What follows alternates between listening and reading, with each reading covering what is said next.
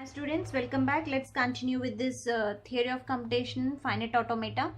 In the previous video, I explained about the DFA and the different examples on the DFA. Now let's coming to the next type of finite automata without output, that is NFA, non-deterministic finite automata.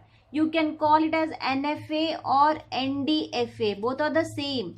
Non-deterministic finite automata or NFA, non-deterministic finite automata.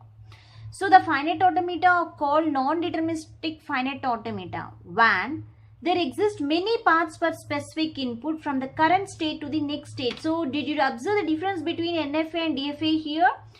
In DFA, there exists only one path for specific input from current state to another state. Suppose if 0 is there, the 0 can go to only one state, not twice.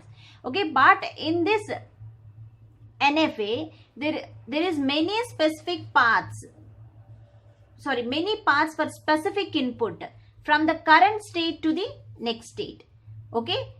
So many paths for specific input. Suppose 0 is there, the 0 can goes to many paths. Either it can go to the state A, or it can go to the state B, or it can goes to the state E. Suppose it is coming from X. The 0 state the input can goes to any number of states. Means so many paths are there. Okay. So here in this, the main difference here, the NFA and DFA is, in the DFA only the specific input can goes to the specific only to the one path, but here the many paths can exist for the one specific input.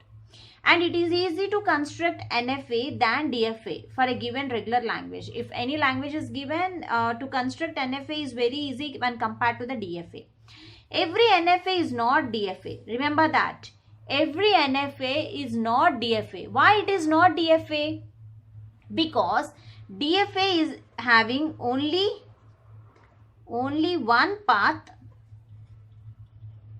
for specific input. Whereas NFA is having many paths for specific input.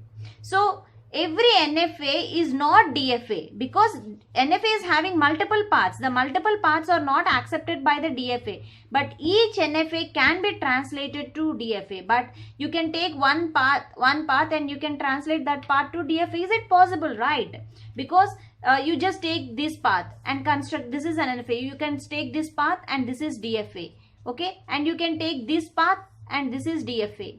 And you can take this path, any one path, it is DFA. So, NFA can be translated to DFA, but every NFA is not DFA. Remember that point. So, NFA is defined in the same way as DFA, but with two exceptions. So, what are the two exceptions? It contains multiple next states. So, for each input, there are multiple next states are there. And it contains epsilon transition also. In NFA, the epsilon transitions is possible, whereas in DFA, there are no epsilon transition. So that I'll explain in the next video what is this epsilon transition. Now let's talk about this multiple states part. This, I said, it contains two exceptions. It contains multiple next states. So here you can see this is an NFA. How can I say this is NFA? Because here the same input, specific input has multiple paths. How? So here Q0 on A goes to Q1 and the Q0 on A goes to Q2 also. Multiple next states are there. Okay. The Q0 on A goes to Q1 as well. It goes to Q2. So these are multiple next states. So whenever you see in the diagram, you can easily understand is it DFA or NFA. So DFA, you don't have the multiple states. Okay, only one symbol can goes to one state only. It doesn't goes to the multiple states. The same symbol, specific input, cannot contain the multiple states. Only one state should be there. One specific path should be there in the DFA. But in NFA, you can have the multiple states. Okay, so the Q0 for input A, there are two next states, Q1 and Q2. Okay, similarly, the Q0 on B. Okay, the Q0 on B goes to the next state to Q0 as well as to the Q1. So, thus it is not fixed or deterministic. So, with a particular input where to go to the next state. So, hence finite automata is called, we call it as a non-deterministic finite automata. Okay. So because it is not fixed, Okay, specific path is not fixed. There are multiple paths. Suppose this path is not suited, it is not reaching the destination, you can select the another path. Okay, suppose if first I had taken this path, Q0 on A goes to Q2. So here from Q2 I'm not going to anywhere. I'm just moving to the phi epsilon. So I can select this path. Q0 on A goes to Q1. Reaching the final state, I'll accept this string. Okay, these are the multiple paths are there. So in that multiple paths, you can select any one of the path. So this is the main advantage of using this NFA. I am having the multiple paths. I can select any path. But in DFA, there is no multiple paths. Either you can accept or you can reject. So in this NFA, you can take the multiple paths. From that multiple path, select one of the best path and which is going to be accepted and which is going to reach the final state. That string I can accept. That path I can choose. So that is the main disadvantage of using NFA. So you will get a doubt why I'm going to use NFA if DFA is there, because DFA is fixed. In some situations the DFA will be used, but in some situation NFA will be used, because here the backtracking is there. And suppose if you want to move from if you want to anyhow you want to reach to the final state, means you can select the multiple paths. So in some situation there is a way of selecting the multiple paths. In that cases we will use this NFA. So I hope you understand clearly what is the difference between the NFA and DFA. NFA is having only the single path which leads to the next state, whereas in NFA it contains a multiple next paths. Let's see the formal definition of NFA. NFA also have the 5 states same as the DFA. So it's just having the 5 tuples just as a DFA, but with a different transition function. So what is the different transition function? This is the transition function.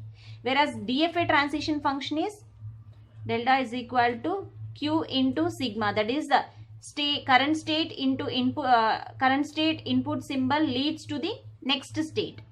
Okay, but here in NFA, the current state with input symbol leads to multiple states. So that's why it is 2 power Q. Multiple states you will get. Multiple states. That's the main difference between the NFA and DFA. The transition function will be different. Here it gives to only single path, but here you can get the multiple states. That's why it is taking 2 power Q. Multiple states. Q is the finite set of states. Sigma is finite set of input symbol. Q0 is the initial state, F is the final state, and delta is the transition function. So this is the definition of delta. Q into sigma leads to the 2 power Q. So this is the formal definition of NFA. Now let's see the graphical representation of an NFA. An NFA can be represented by diagrams. Diagrams means directed points. So this is the directed point, called a state diagram. The state is represented by a vertices. So this is the state which is represented by a vertices. Okay. The arc labeled with an input character shows the transition. So here arc which is showing to the input symbol is a transition. You call it as a transition by taking the input.